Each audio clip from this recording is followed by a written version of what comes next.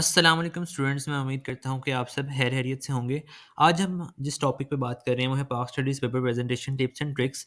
हमने किस तरह पेपर अटेम्प्ट करना है कि 50 आउट ऑफ 50 स्कोर कर सकें। So let's start. सबसे पहले हम उर्दू मीडियम का डिस्कस करते हैं।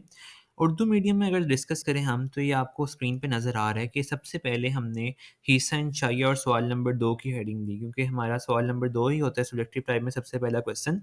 आपने इसको ही हेडिंग दी, ठीक हो गया? और इसके लिए आपने मैक्सिमम 4 टू 5 लाइन्स यूज़ करनी है। फिर आपका जो भी सवाल नंबर 2 में आप जौन-सा भी शॉर्ट क्वेश्चन प्रेफ़र करते हो करना, लेट्स सपोज़ आप पहला पार्ट कर रहे हो या तीसरा पार्ट कर रहे हो, तो आपने उसकी हेडिंग दे देनी है, जिस तरह मैंने दी है, ठीक है?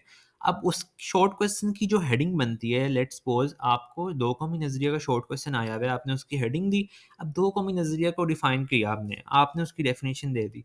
इतना लिख देना काफ़ी नहीं है। आपने इसके अलावा ना एटलीस्ट 1 आधा या 2 पॉइंट्स ना एक्स्ट्रा लिख देने 2 कॉमी नज़रिए के रिलेटेड, कि ये इस्तेलाह सबसे पहले किसने यूज़ की थी और कब यूज़ की थी। इससे आपका एक मुकम्मल शॉट रेडी हो जाएगा, ठीक है? आप पेपर प्रेज़ेंटेशन आप देखते हैं कि किस तरह लिखा हुआ है, मेन वर्ड्स को हाइलाइट किया है, तो इस तरह आपके पेपर में बहुत खूबसूरती आ जाती है, ठीक। ओके, तो नेक्स्ट शॉर्ट क्वेश्चन पे मूव करें अगर हम, तो आप देखें लेट्स सपोज़ आपको इस्लामिक रिलेटेड शॉर्ट क्वेश्चन आया हुआ है, जैसे कि अल्लाह ताला की हकमियत के बारे में बयान करना है। तो इस तरह के शॉर्ट क्वेश्चंस में ना आपने आयत लिखनी है, हो सके तो अरबी भी लिख लो, ईज़ी वाली आयत, जैसे कि इन्नल्लाह अला कुल्लि शैइन क़दीर। सिंपल सी आयत है, हर स्टूडेंट को आती होगी, बेशक अल्लाह ताला हर चीज़ पर कादिर हैं। इसी तरह आप अगर 1962 के आइन का शॉर्ट क्वेश्चन आया, आपने उसके बारे में बताया है, उसमें जो मेन पॉइंट थी आपने उसे मार्कर से हाइलाइट कर दिया, ठीक है? इसके अलावा अगर हम बात करें मज़ीद शॉर्ट क्वेश्चन, उस पार्ट में आपने 6 शॉर्ट क्वेश्चंस अटेम्प्ट करने होते हैं ना, तो आपने हो सके टाइम आपके पास होता है पास स्टडीज़ के पेपर में, तो एटलीस्ट 7 शॉर्ट क्वेश्चंस अटेम्प्ट करके आने हैं और इस वे में अटेम्प्ट करके आने हैं जिस तरह आपको नज़र आ रहा है। लाइक आपने पैराग्राफिंग को अवॉइड करना है, जिस तरह मैंने पॉइंट्स बना के लिखा हुआ है, उन पॉइंट्स को लिखना है, हेडिंग देनी है, हेडिंग को नीचे डबल अंडरलाइन किया हुआ है। ये अंडरलाइन वाला काम ना बाद में करते हैं एंड पे जाके। और इसी तरह अगले शॉर्ट क्वेश्चन में भी बुलेट्स और पॉइंट्स बना के लिखा गया हुआ है, ठीक है? इस तरह नेक्स्ट पार्ट पे अगर हम मूव करें, तो उसमें भी अगर इस्लामिक हकूक़ के बारे में उसने हमसे डेफ़िनेशन पूछ ली है, तो हम उसमें एग्ज़ाम्पल में हम इस्लामिक हकूक़ लिख सकते हैं कि हक़ ज़िंदगी, हक़ आज़ादी, ये सारे इस्लामिक हकूक़ में आते हैं। इसी तरह अगर उसने आपसे 2 माशरती हकूक़ पूछे हैं, तो उसकी हेडिंग दे के आप 2 लिखें, ताकि आपके शॉर्ट में एक एक वाज़िया चीज़ नज़र आए कि बच्चे ने क्या कहते हैं डिफ़रेंशिएट किया हुआ है चीज़ों में। ये नहीं कि मछली मंडी में चाहिए हुई है। चीज़ों को डिफ़रेंशिएट करके लिखा हुआ है, ठीक है? इसी तरह आप आगे भी देख सकते हो कि पॉइंट्स बना के लिखा गया है। और एक और चीज़ कि आपने हर शॉर्ट क्वेश्चन को करने के बाद एंडिंग लाइन लगानी है। ये नहीं कि आपने शॉर्ट क्वेश्चन किया और अगली लाइन पे ही नेक्स्ट शॉर्ट स्टार्ट कर दिया। एंडिंग लाइन लाने का टाइम नहीं मिलता तो इट्स ओके। आप क्या कहते हैं एक लाइन छोड़ के नेक्स्ट शॉर्ट क्वेश्चन अपना स्टार्ट कर लें, ठीक है? इसी तरह ये आपको मज़ीद शॉर्ट क्वेश्चन नज़र आ रहे हैं, इसको आप एक दफ़ा देख लें और इन पॉइंट्स को अपने मद्देनज़र रखते हुए आपने अपना कल का पेपर करना है। अब अगर हम लॉन्ग क्वेश्चन पे मूव करें, तो लॉन्ग क्वेश्चन में ना कुछ चीज़ें आपने अपने माइंड में रखनी है। सबसे पहले इंट्रोडक्शन पैराग्राफ, जैसे ये लिखा हुआ है अदलिया का किरदार का लॉन्ग क्वेश्चन आया है, तो उसका इंट्रोडक्शन पैराग्राफ लिखा है। ये ऑलमोस्ट आपका हाफ पेज का बन जाता है। इसी तरह एक और चीज़ होती है, वो होता है हासिल कलाम, यानी कि कंक्लूजन जिसे इंग्लिश में कहते हैं। वो आपने लिखना होता है लॉन्ग क्वेश्चन के एंड पे, ठीक है? तो इससे आपका ऑलमोस्ट 1.5 पेजेस बन जाते हैं और ये लिखना कोई मुश्किल बात नहीं है। इंट्रोडक्शन में क्या लिखना है? इंट्रोडक्शन में बेसिकली आपने वो चीज़ें लिखनी होती हैं जो आपने अपने पूरे लॉन्ग क्वेश्चन में डिस्कस करनी है, यानी कि एक स्केच सा बनाना होता है। और हासिल कलाम में आपने पूरे जो आपने लॉन्ग क्वेश्चन में जो अहज़ किया है ना, वो आपने लिखना होता है। ये आप लॉन्ग क्वेश्चन देख लो, इसमें भी हेडिंग्स बना के लिखना है आपने। और इसमें आयत वगैरह आएगी तो ज़रूर लिखनी है, जैसे कि इंसाफ के रिलेटेड आयत आई है, तो आयत ज़रूर लिखो आप।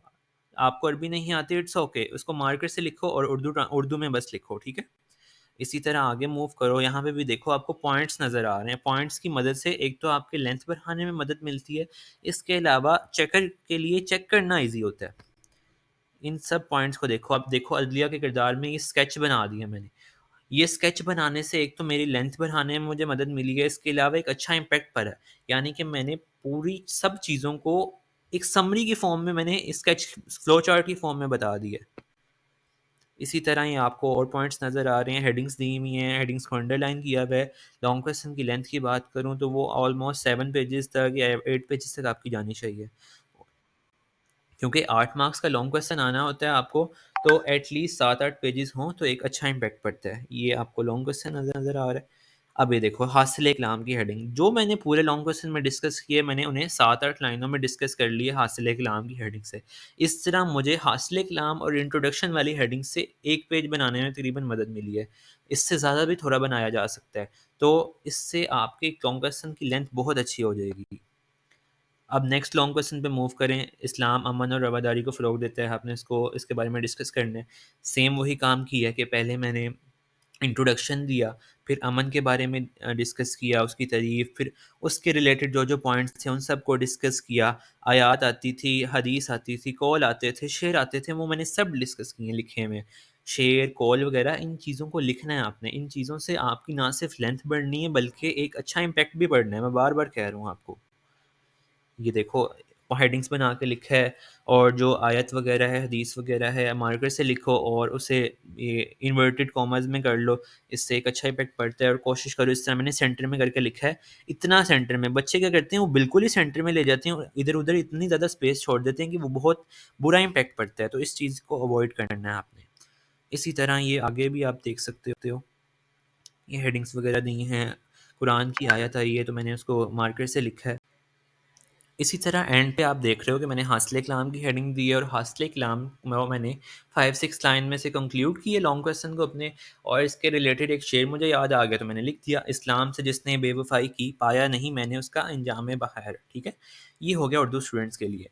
अब हम इंग्लिश स्टूडेंट्स की बात करते हैं। इंग्लिश स्टूडेंट्स के लिए ना मैंने एक स्टूडेंट जिसने 50 आउट ऑफ 50 स्कोर किया इंग्लिश मीडियम में, उससे मैंने पूछा और उन्होंने मुझे ये सब पॉइंट्स बताए। ये सब पॉइंट्स आप रीड कर लें और इससे आपके इंग्लिश मीडियम स्टूडेंट्स के भी सारी क्वेरीज़ क्लियर हो जाएँगी और इंशाल्लाह आप भी 50 आउट ऑफ 50 स्कोर करेंगे।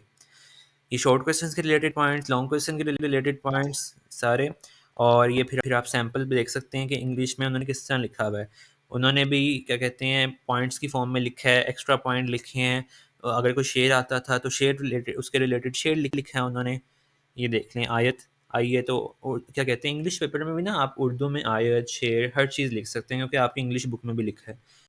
तो ये सारे सैंपल आप देख लें और इससे जो-जो आपको मेन पॉइंट्स मिले ना तो उसको ज़रूर अपने पास लिख लें और आपने अपने पेपर में भी ये चीज़ अप्लाई करनी है। इंशाल्लाह इन चीज़ों को अप्लाई करने से आप भी 50 आउट ऑफ 50 स्कोर करेंगे।